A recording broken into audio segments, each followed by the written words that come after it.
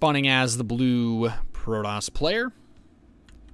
He is down just one game in this best of 5. It is Oz. And he is up against this gentleman in the south position. Spawning as the red Protoss player. From Team Jin Air Green Wings, it is sOs.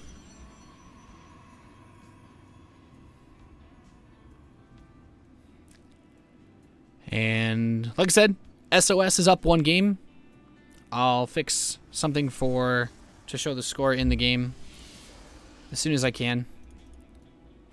But man, sOs just played so aggressively in the last game. PvP can be really punishing.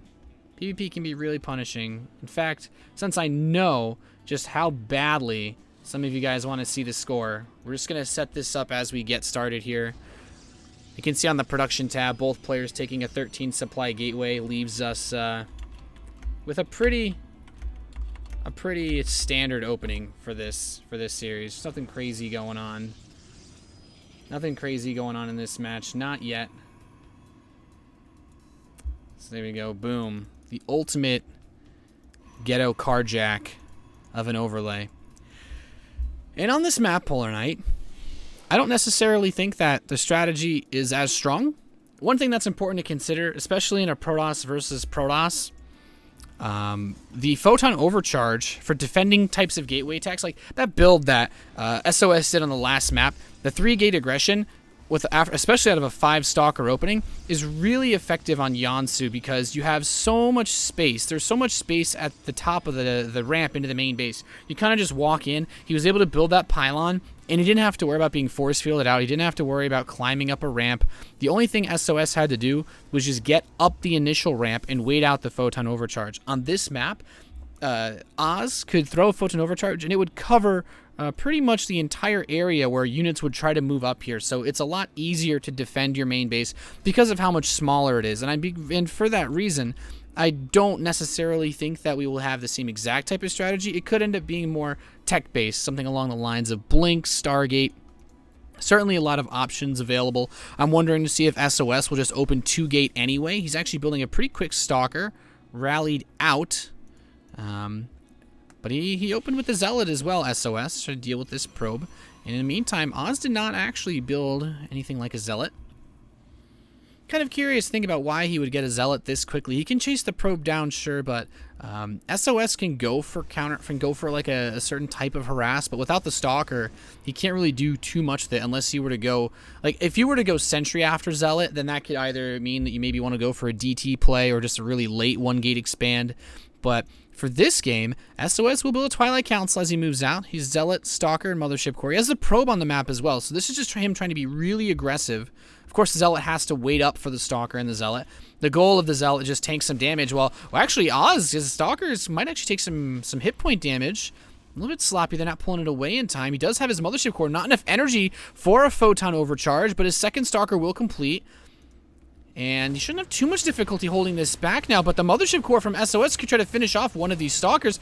This is getting really weird, actually. I don't think he can kill that Mothership Core, so sOs comes in, finishes it off with this, and he's just being very aggressive with this Zealot. And is he just going to target workers with this probe? No. He does get a read, though, that it is a 3-gateway build from Oz. So Oz may be looking to return the favor with a pylon in the natural of his opponent. Keep in mind, this is not a Blink play from sOs. He has a Dark Shrine on the way. He's chrono boosting out the Sentry. Of course, he wants to just force field Oz out, get some Dark Templar, but a second pylon begins. He's saying, there is no way you're stopping me from making this attack.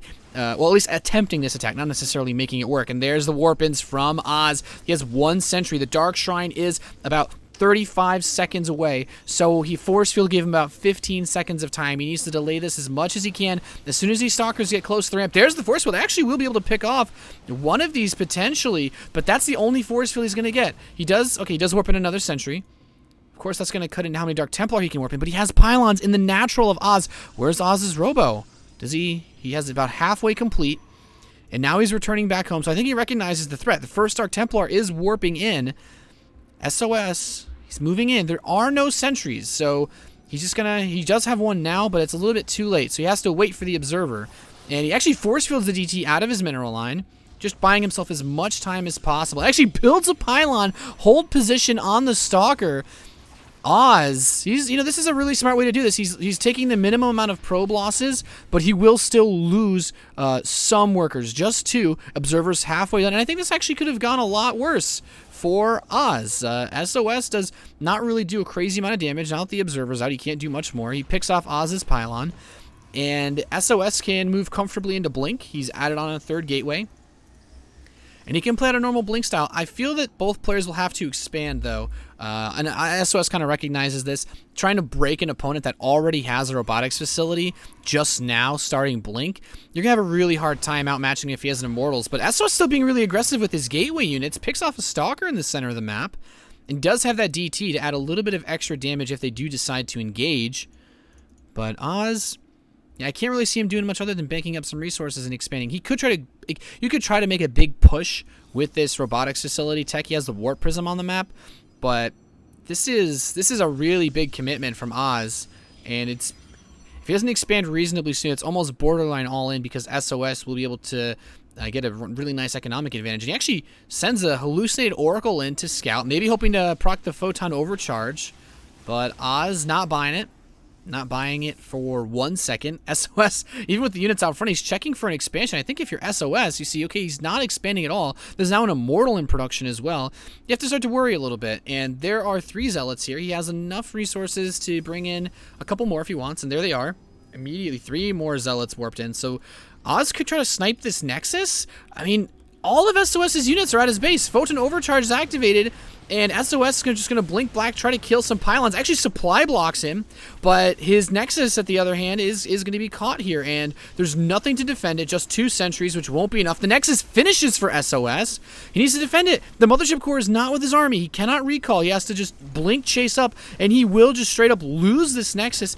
I feel like this is a bit sloppy from SOS. He has plenty of force fields to defend, but he will try to catch these Zealots in the center of the field, at the very least get something for, or at least get a return on this. The Zealots are worth about 600 minerals in total, so technically it's less than the cost of a Nexus, but the delayed ability to make those probes and mine those resources, it does suck, because now Oz is the one who, I was saying he's borderline all-in because you need to do damage with that attack. Just imagine if he doesn't get the Nexus down and he gets shot, and he doesn't get to kill the Nexus, and he still has such a late expansion of his own. The Warp Prism goes back into the main base of SOS. Stalkers are here to push it back.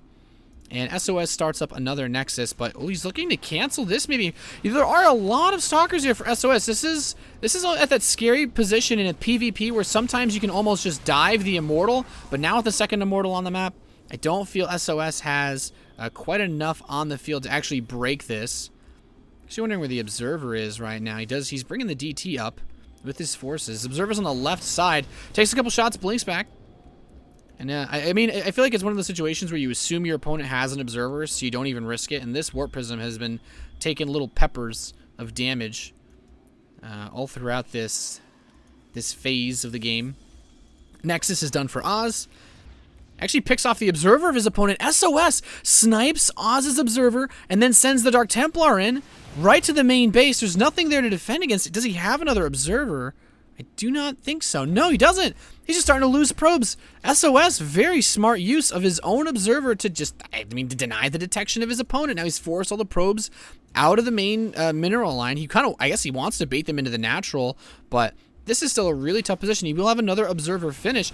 At the same time, poking the natural, once again, forcing out the Guardian Shield. And SOS is building probes in his natural. He's not having too much trouble at all. Where is this DT? Okay, so it's just going to kill another pylon. Blinks into the main to chase his units. He kills the next Observer. He kills the Observer. The Dark Templar is still invisible, tries to build another one, and he's going to just focus on the robotics facility. There's absolutely no detection on the map for Oz anymore. SOS... what? GG. What a sick play. Man, you don't see that kind of sniping very often.